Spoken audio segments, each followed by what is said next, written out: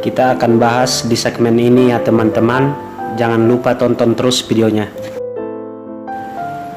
Setelah putra pertama Presiden Jokowi, Gibran Rakabuming Raka, resmi diusung PDIP pada pemilihan wali kota Solo yang akan datang, muncul berbagai tudingan bahwa Jokowi sedang membangun dinasti politik. Karena perlu kita ketahui teman-teman, bahwa selain putra Presiden Gibran Rakabuming Raka, ada juga menantu presiden yaitu Bobi Nasution yang akan ikut bertarung di pemilihan wali kota Medan.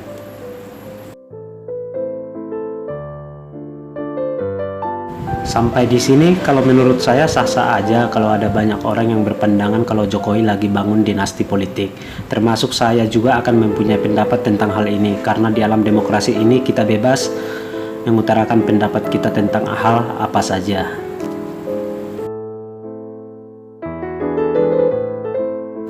Selagi pandangan atau pendapat kita masih dalam koridor yang benar, tanpa harus saling menghina, menghujat, apalagi sampai menyerang pribadi seseorang ya teman-teman.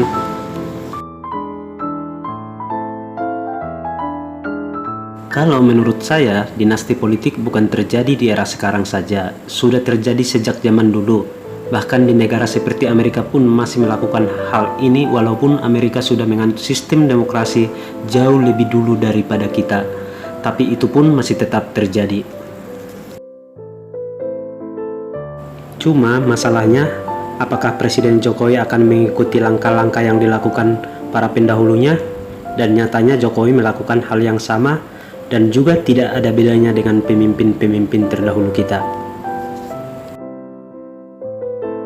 Bahkan para pendukung militan Jokowi atau yang disebut pro Jokowi menjadikan alasan bahwa pemimpin-pemimpin terdahulu juga melakukan hal yang sama. Kan lucu, udah tahu yang dulu melakukan yang kurang bagus, kok sekarang malah didukung untuk melakukan itu.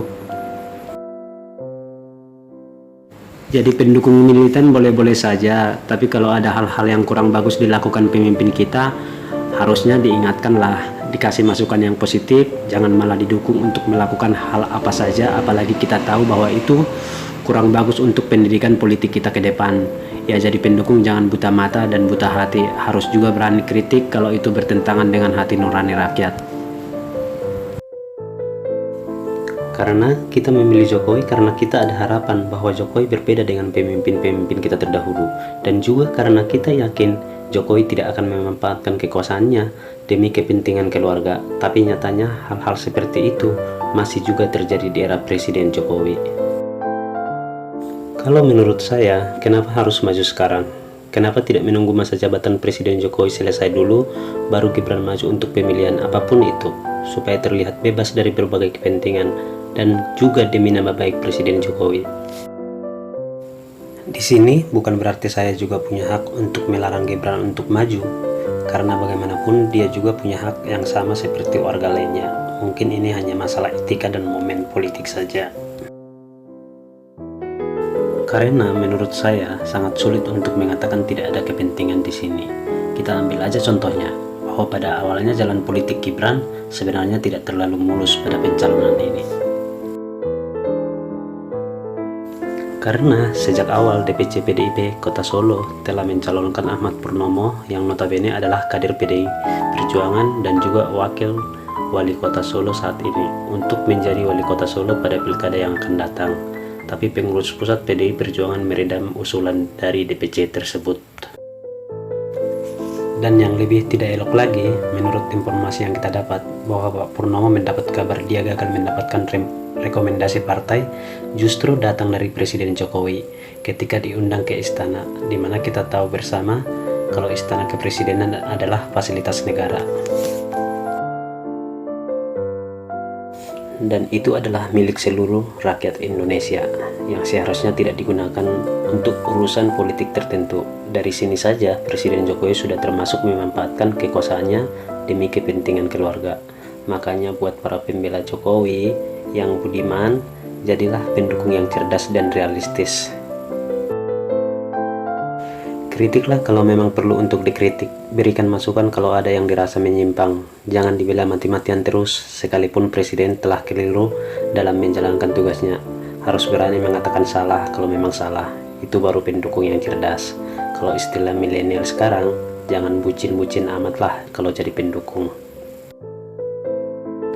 Sebenarnya Gibran pun udah menjawab tudingan-tudingan tersebut, bahwa keikutsertaannya dia dalam pemilihan wali kota Solo tersebut tidak bisa dibilang dinasti politik. Pasalnya ia tak pernah mewajibkan warga Solo untuk memilih dia.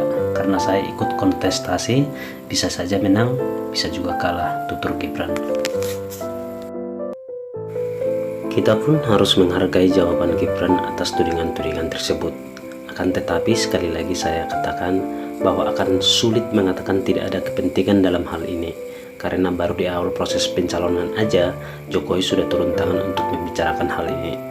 Apakah kita masih percaya tidak ada kepentingan politik di sini? Bahkan sampai fasilitas negara pun dimanfaatkan untuk mengurusi kepentingan politik keluarganya, yang seharusnya itu tidak dilakukan oleh Presiden Jokowi. Karena biar bagaimanapun, jabatan presiden telah melekat padanya selama 24 jam. Alangkah baiknya itu dilakukan di luar fasilitas negara untuk mengurusi hal-hal yang berkaitan dengan kepentingan politik tertentu ataupun keluarga. Tapi, apapun itu, ini murni hanya pendapat saya sebagai warga negara. Saya merasa berkewajiban untuk memberikan masukan kalau ada hal-hal yang kurang berkenan menurut pandangan saya. Kalaupun ada yang kurang setuju atas pendapat saya ini, juga sah-sah aja. Kita jadikan perbedaan-perbedaan kita ini menjadi masukan buat presiden kita, supaya ke depan lebih hati-hati dalam mengambil setiap keputusan.